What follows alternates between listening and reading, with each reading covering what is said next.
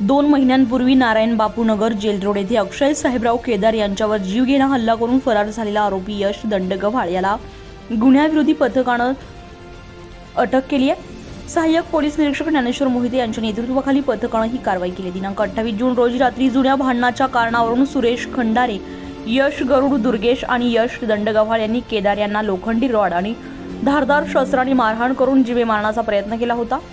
गंभीररीत्या जखमी झालेल्या केदार यांना जयरामबाई हॉस्पिटलमध्ये दाखल करण्यात आलं होतं।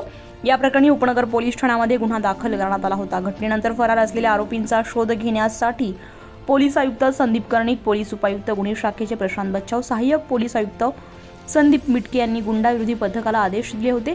पथकाच्या वरिष्ठ पोलीस निरीक्षक ज्ञानेश्वर मोहिते, पोलीस उपनिरीक्षक मलंग गुंजाळ, विजय सूर्यवंशी यांच्या नेतृत्वाखाली पोलीस अंमलदार अक्षय गांगुर्डे, गणेश भागवत, राजेश राठोड, अशोक आघाव, सुनील आडके, निवृत्ती माळी, सुवर्णा गायकवाड यांनी ही कामगिरी पार पाडली आहे। आरोपीला पुढील तपासासाठी उपनगर पोलीस ठाण्याच्या ताब्यात देण्यात आले आहे।